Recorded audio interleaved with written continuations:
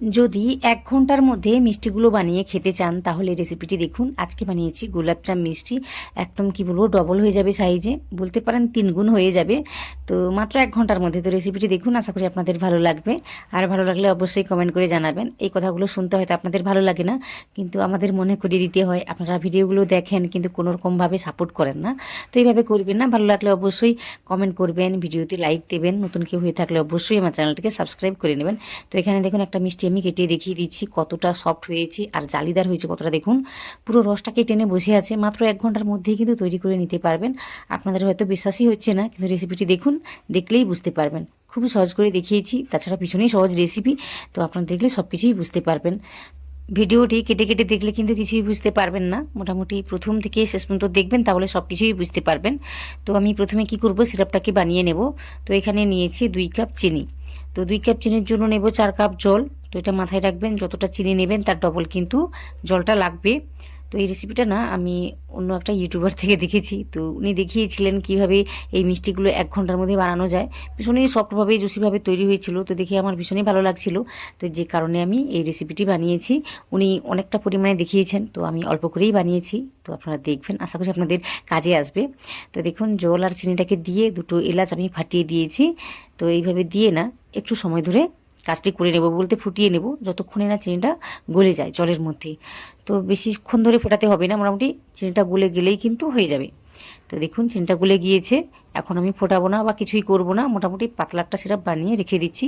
পরে কিন্তু এটা অনেক কাজে লাগবে। তো এটাকে বানিয়ে এখন রেখে দিচ্ছি, বলতে আলাদা একটা পাত্রে আমি নিচ্ছি। এই পাত্রের মধ্যে রাখবো না, কারণ মিষ্টিগুলো এই পাত্রের মধ্যেই ভাজবো আমি। তো যে কারণে অন্য একটা পাত্রের মধ্যে আমি রেখে দেবো। এই যে একটা পাত্র নিয়েছি আমি। আর খেয়াল করতে হবে এটা যেন গরম থাকে, এই সিরাপের কথাই আমি বলছি। তো এইভাবে নিয়ে আমি ঢেকে রেখে দেবো। ঢেকে রেখে দিলে কিন্তু অনেকটা সময় ধরে গরম থাকে, তো যে কারণে ঢেকে রেখে দিতে হবে। তো এইদিকে আমি কি করেছি, একটা আলাদা পাত্র নিয়েছি, বলতে একটা ছোটো বাটি নিয়েছি। নেওয়ার পরতে একটা আমি ডিম দিয়েছি। তো রেসিপিটি আজকে ডিম দিয়ে বানাবো, যে কারণে কিন্তু এতটা স্পঞ্জিভাবে বা এতটা ফুলে উঠবে জিনিসটা, আর তাড়াতাড়ি বানানো যায়। তো আপনারা চাইলে ডিম না দিয়েও বানাতে পারেন, তবে তার রেসিপি একটু আলাদা। তো এই রেসিপিটি দেখুন সহজেই কিন্তু তৈরি করতে পারবেন। তো এখানে একটা ডিম, 1 চামচ চিনি, 1 চামচ জল, 1 চামচ তেল। তো সব কিছু কিন্তু আমি 1 চামচ করেই দিয়েছি। তেলের পরিমাণটা হয়তো একটু কম আছে, 1 চামচের একটু কম, কিন্তু বাকি সব কিছু 1 চামচ করেই আমি নিয়েছি।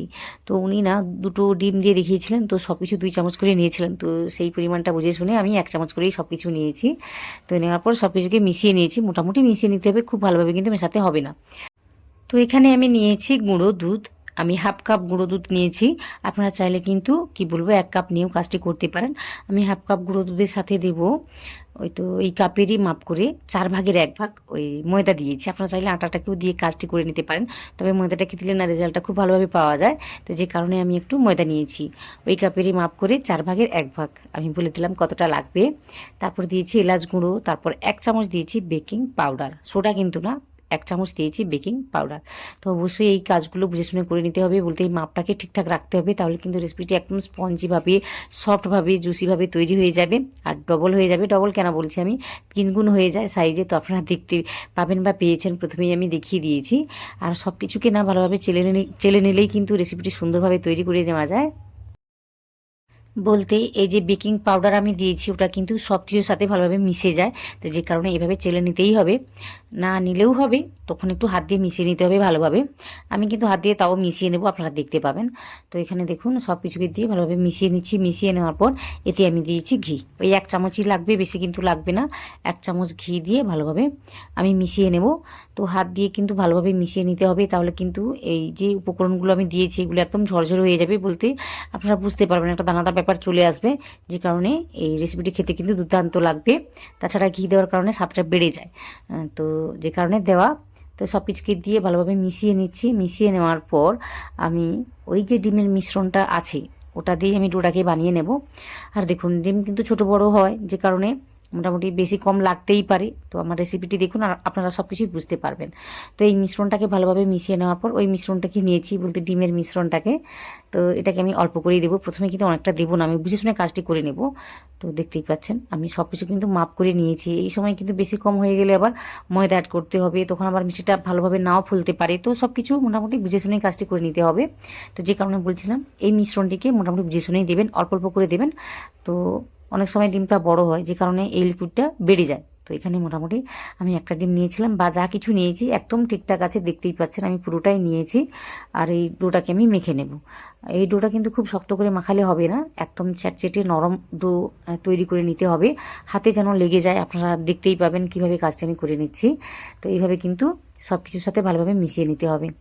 তো যে পরিমাণ আমি শুকনো উপকরণগুলো নিয়েছিলাম বা একটা ডিম নিয়েছিলাম, তো আপনারা দেখেছেন একদম কিন্তু ঠিকঠাক আছে।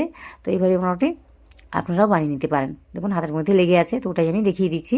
আর এটাকে একটু সময় ধরে রেখে দিলে কিন্তু হাতে একদমই লেগে যায় না, বলতে 5 মিনিট রেখে দিলেই হবে, বেশি কিন্তু সময় ধরে রাখতে হবে না। তো এটাকে আমি রেখে দিচ্ছি, আর ততক্ষণে আমি কী করছি, হাতটা ধুয়ে আসছি। তো হাতটা ধুতে মোটামুটি যে সময়টা লেগেছে, তো ওই সময়টা দিয়েছি। তারপর একটা আলাদা প্লেট আমি নিয়েছি, আর ওতে না আমি একটু তেল বা ঘি লাগিয়ে দেবো, তারপর হাতের মধ্যেও লাগিয়ে নিচ্ছি। তো এইভাবে কাজটি করলে কিন্তু ওই ডোটা কিন্তু আর হাতে লেগে যাবে না। তাছাড়া এই পাত্রের মধ্যে আমি রেখে দেবো, যে কারণে নিচে আর লেগেও যাবে না। তো আপনারা দেখতে পাবেন। তো এই ডোটা দেখুন অনেকটা শক্ত শক্ত হয়ে গিয়েছে, অনেকটা বলতে মোটামুটি একটু শক্ত হয়ে যায়, হাতে আসতে এভাবে লাগে না। তো দেখতেই পাচ্ছেন ঠিক এইভাবে কাজটি হয়ে যায়। তো এখান থেকে অনেকটা আমি নিয়েছি, অনেকটা না অল্প করে নিয়েছি।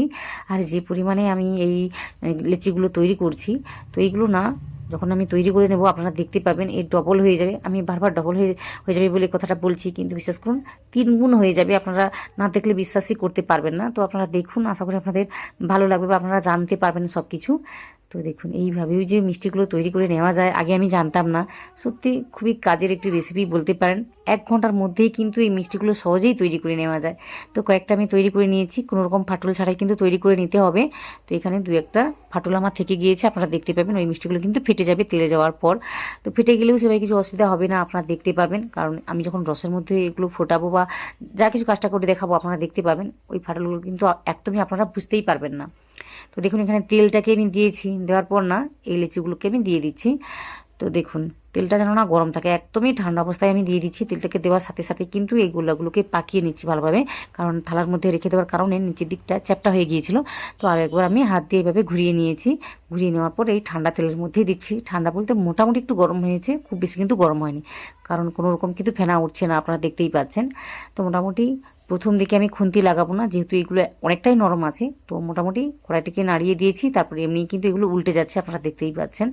তারপর আমি কি করব, একটু সময় পর মোটামুটি 1 থেকে 2 মিনিট পর আমি এগুলোকে এইভাবে নাড়ি চাড়িয়ে দিচ্ছি। তো অনেকটাই ভেসে উঠেছে, যে কারণে একটু শক্ত শক্ত হয়ে গিয়েছে। তো বুঝে শুনেই কাজটি করে নিতে হবে। তো দেখতেই পাচ্ছেন এগুলোকে আমি উল্টে দিচ্ছি। তো এইভাবে উল্টে দিলেই কিন্তু সুন্দরভাবে ফুলে ফেঁপে ওঠে। তাছাড়া গ্যাসের ফ্লেম কিন্তু কোনো সময় মিডিয়াম বা হাই করা যাবে না। আপাতত প্রথম 5 থেকে 7টা মিনিট লো রেখেই কিন্তু ভাজতে হবে, এতে করে কিন্তু ভেতর থেকে সুন্দরভাবে ভাজাটা হয় আর জিনিসটা ফুলে ওঠে ভালোভাবে। তাহলে কিন্তু ওই যে হয় না এই মিষ্টিগুলো দোকান থেকে কিনে আনলে যে হয় না ব্যাপারটা, ওই ভিতরে শক্ত শক্ত থেকে যায়, আর ওটা কিন্তু একদমই থাকবে না। আপনারা দেখতে পাবেন একদম সুন্দরভাবে জিনিসটা তৈরি হবে, সফট হবে, জালিদার হবে, খেতে কিন্তু দুর্দান্ত লাগবে। তো এইভাবে মোটামুটি 5-7 মিনিট ধরে আমি লো ফ্লেমেই রান্না করেছি। তারপর কিন্তু গ্যাসের ফ্লেমটাকে মিডিয়াম করে দিয়েছি। মিডিয়াম করে আরও 2-4 মিনিট মোটামুটি এইভাবে রান্নাটাকে করে নিতে হবে, আর বারবার ঘুরিয়ে ঘুরিয়ে কাজটি করে নিতে হবে। একই সঙ্গে নাড়ি চাড়িয়ে কাজটি করলে কিন্তু কালারটা সুন্দরভাবে চলে আসে। তো দেখতেই পাচ্ছেন মোটামুটি সুন্দর একটা কালার চলে আসছে। তো এর থেকে ডার্ক করে ভেজে নিতে হবে। আমার এখানে একটু লাইট কালার থেকে গিয়েছে, যে কারণে পরে আমি যখন রসের মধ্যে ফুটিয়েছি না, তখন কালারটা আর একটু হালকা হয়ে গিয়েছে। তো ওটা মাথায় রাখবেন, মোটামুটি একটু ডার্ক করে ভাজবেন, তাহলে কিন্তু কালারটা একদম দোকানের মতো বা তার থেকেও ভালোভাবে আসবে। তো এখানে দেখুন একদম সোনালি কালার বলতে গেলে ব্রাউন কালারটা চলে এসছে। তো সেই কালার হয়ে যেতেই আমি নামিয়ে নিচ্ছি। তো 2-1টা মিষ্টি কিন্তু আমার এখানে ফেটেছে, দেখে আশা করি বুঝতে পারছেন। তো কোনো অসুবিধা নেই, ওইগুলো যখন রসের মধ্যে যাবে তখন কিন্তু একদম ঠিকঠাক হয়ে যাবে, আপনারা বুঝতেও পারবেন না যে কোন মিষ্টিটা ফেটে গিয়েছিল। তো নামিয়ে নিয়েছি, নামিয়ে নেওয়ার পর ওই যে সিরাপটা ছিল ওই সিরাপের মধ্যে আমি দিয়ে দেবো। আর সিরাপটা কিন্তু গরম আছে, আর এইভাবে রেখে দিলে কিন্তু 2 থেকে 4 ঘন্টা লেগে যাবে। কিন্তু 1 ঘন্টার মধ্যে তৈরি করতে গেলে কিন্তু কি করতে হবে, এটাকে আর একটু সময় নিয়ে ফুটিয়ে নিতে হবে। তো আমি কি করেছি, কড়াই থেকে তেলটাকে নামিয়ে দেওয়ার পর ওই কড়াইতে মোটামুটি মিষ্টিগুলোকে দিয়েছি, দিয়ে না আমি এটাকে রান্না করে নেব 5 থেকে 7 মিনিটের জন্য। তো ঢাকা দিয়েই রান্নাটিকে করে নেব, এতে করেই কিন্তু মিষ্টিগুলো রসটাকে একদম টেনে নেবে, ফুলে উঠবে। তো আপনারা দেখতে পাবেন। তো আপনাদের আমি দেখিয়ে দিচ্ছি, দেখুন 5 থেকে 7 মিনিট হয়ে গিয়েছে, আর মিষ্টিগুলো দেখুন এর মধ্যে কিন্তু ডবল হয়ে গিয়েছে, আর রসটাকে কতটা টেনেছে দেখুন। অনেকটাই রস এখনও আছে, আপনাদের হয়তো মনে হচ্ছে যখন একটা রস তো থেকে গেল, কিন্তু বিশ্বাস করুন এই রসটাকে একদম টেনে নিয়ে আরও ফুলে উঠবে। আপনারা দেখতে পাবেন একদম জুসি হয়ে যাবে, ভিতর থেকে রসটাকে টেনে নেবে, আপনারা সব কিছুই দেখতে পাবেন। তো এখন মোটামুটি 5 থেকে 7 মিনিট হয়েছে। তো এইভাবে মোটামুটি ফুটিয়ে নেওয়ার পর আমি ঢেকে রেখে দেবো আরও আমি আধ ঘন্টার জন্য রেখে দেবো। তো বলতে পারেন রেসিপিটি 1 ঘন্টার মধ্যেই তৈরি করে নিতে পারবেন। 1 ঘন্টা কেন বলছি আমি জানি না, মাত্র আধ ঘন্টার মধ্যেই কিন্তু তৈরি করে নেওয়া যায়। আর যেহেতু মিষ্টি একটু ঠান্ডা করে খেলেই ভালো, তো যে কারণে পুরোপুরি ঠান্ডা করে নেওয়ার পর আমি দেখাবো আপনাদের। তো এখানে দেখুন এইভাবে গ্যাসটা বলুন বা ইন্ডাকশানটা আমি অফ করে দিয়েছি। অফ করে দেওয়ার পর আমি রেখে দিয়েছি 1 ঘন্টার জন্য। তো 1 ঘন্টা পরে ফিরছি, তারপর দেখাচ্ছি আপনাদের। দেখুন মিষ্টিগুলো কতটা রসটাকে টেনে নিয়েছে আর কতটা ফুলেছে দেখুন, একদম রসে টইটুম্বুর করছে। আর কেটে অবশ্যই আপনাদের আমি দেখিয়েছি, আগে প্রথম দেখেছেন আপনারা আশা করি। তো অতটাই রসটাকে টেনে নেবে আর 1 ঘন্টার মধ্যেই আপনারা খেতে পারবেন বাড়ির সবাই। তো আশা করি আজকের রেসিপিটি আপনাদের ভালো লেগেছে। ভালো লেগে থাকলে সেটা কমেন্টে জানাবেন, সাথে সাথে ভিডিওতে একটা লাইক দিয়ে চ্যানেলটিকে সাবস্ক্রাইব করে নেবেন। আর অবশ্যই একটা কমেন্ট করবেন, অবশ্যই করবেন কিন্তু।